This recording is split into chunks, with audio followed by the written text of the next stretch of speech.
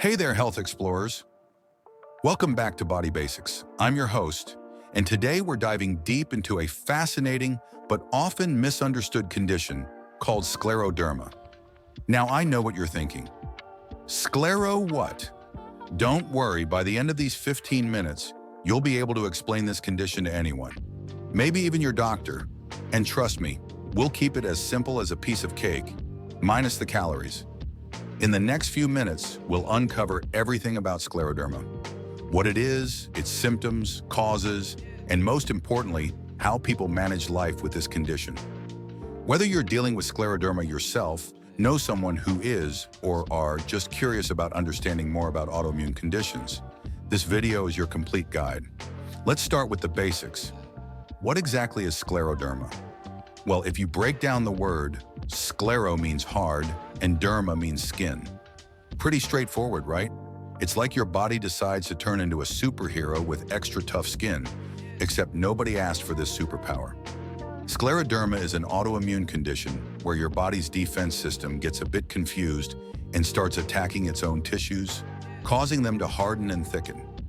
Now, speaking of autoimmune diseases, imagine your immune system is like an overzealous security guard. Usually it's great at protecting you from actual threats like viruses and bacteria.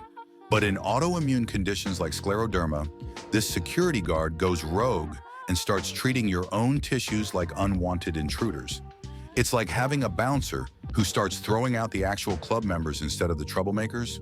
Scleroderma comes in two main flavors, localized and systemic. Localized scleroderma is like that neighbor who keeps to themselves. It mainly affects the skin and sometimes the muscles underneath. On the other hand, systemic sclerosis is more like that relative who shows up at every family gathering. It affects not just the skin, but can also impact internal organs like your lungs, heart, and kidneys. Let's talk about the early warning signs. The first thing most people notice is changes in their skin. It becomes harder, tighter, and sometimes looks shinier than usual.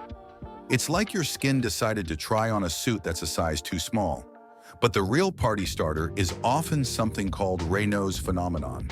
Picture this.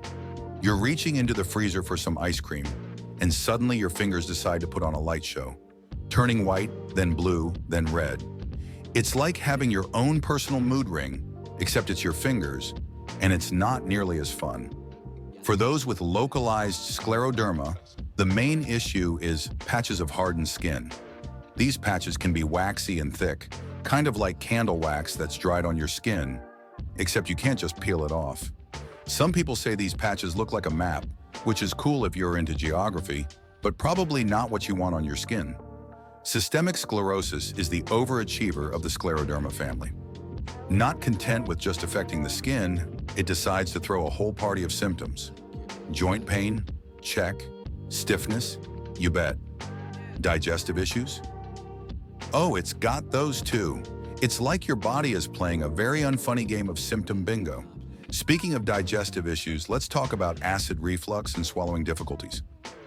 You know how some people are always saying, that went down the wrong pipe? Well, with scleroderma, sometimes everything feels like it's going down the wrong pipe. The tissues in your esophagus can become stiff and narrow, making eating more of an adventure than it needs to be. It's like trying to push a marble through a straw. Technically possible, but definitely not fun. Now here's where it gets interesting. No two people with scleroderma have exactly the same experience. It's like ordering a custom-made suit. Everyone's version fits a bit differently. Some might deal mainly with skin issues, while others might have more internal complications. This variety is one of the things that makes scleroderma such a puzzle for doctors and researchers. So what causes this condition? Well, that's the million-dollar question. While we don't have all the answers, we know there's probably a genetic component involved. It's like your genes are having a party and decided to invite some unwanted guests. Environmental factors might also play a role. Think of them as the party crashers who show up and start causing trouble. Who's most likely to develop scleroderma? Well, women are more commonly affected than men, particularly between ages 30 and 50. It's like nature's version of ladies' night, except nobody's having fun. And yes, family history can play a role, but having a relative with scleroderma doesn't guarantee you'll develop it. It's more like inheriting your aunt's recipe book. You might get it, but you might not use it. Getting diagnosed with scleroderma is a bit like being a detective. First stop is usually a rheumatologist. Think of them as the Sherlock Holmes of autoimmune conditions. They'll run various tests, including blood work, which is like doing a CSI investigation inside your body. They might also take a small skin sample. Don't worry, they give it back, sort of, and do some imaging tests to check on your internal organs. Here's the tricky part. Scleroderma can be a master of disguise. Its symptoms often overlap with other autoimmune conditions, making diagnosis a bit like trying to solve a puzzle where some pieces look like they belong to different puzzles altogether. This is why it's crucial to work with experienced healthcare providers who can piece together the whole picture. Now let's talk about treatment options, because there's actually quite a lot we can do to manage scleroderma. First up are medications, particularly immunosuppressive drugs. Think of these as giving your overenthusiastic immune system a chill pill. Hey, immune system, take a break. Maybe do some meditation. For specific symptoms, there are targeted medications. Got acid reflux? There's a medication for that. Joint pain? We've got something for that too.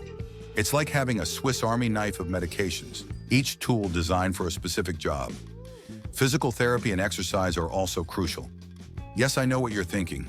Exercise? Really? But hear me out. Keeping your joints moving is like oiling a door hinge. It helps prevent things from getting too stiff. You don't need to train for a marathon. Even gentle movements can make a big difference. Lifestyle adjustments are another key piece of the puzzle. For those with Raynaud's phenomenon, protecting your hands and feet from cold is crucial. It's like being your own personal meteorologist, always prepared for temperature changes. And when it comes to diet, some people find that certain foods affect their symptoms, so it becomes like being a food detective, figuring out what works best for your body. There's also exciting research happening all the time.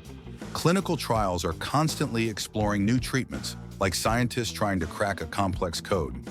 If you're interested in participating in research, talk to your healthcare provider about clinical trials in your area. You might help unlock the next breakthrough in scleroderma treatment. Living with scleroderma isn't just about managing physical symptoms. It's also about taking care of your mental and emotional health. Having a chronic condition can feel like being on an emotional roller coaster, and that's completely normal. It's important to remember that feeling frustrated, anxious, or down sometimes doesn't make you any less strong. It makes you human. Building a support system is crucial. Support groups are like finding your tribe. People who really get what you're going through because they're going through it too. They can be an incredible source of practical tips, emotional support, and sometimes just a good laugh when you need it most. Plus, they probably won't give you weird looks when you wear gloves in summer. Self-care isn't just a buzzword when you have scleroderma. It's a necessity. This includes proper skin care. Your skin is going through enough already. Give it some love. Stress management, because stress is like adding fuel to an autoimmune fire. And learning to pace yourself. It's like being the director of your own life movie. Sometimes you need to yell cut and take a break. As we wrap up this journey through understanding scleroderma, let's recap the key points. Scleroderma is an autoimmune condition that causes tissue hardening, comes in localized and systemic forms, and while it can be challenging, there are many ways to manage it effectively. Remember, medical science is advancing every day, and new treatments are constantly being developed. If you're watching this and recognizing some of these symptoms in yourself or someone you know, don't hesitate to reach out to a healthcare provider. Early diagnosis and treatment can make a big difference in managing this condition. And hey, if you found this video helpful, don't forget to hit that like button and subscribe to Body Basics for more health-related content. Drop your questions or experiences in the comments below. I read every single one, and your insights might help someone else on their health journey.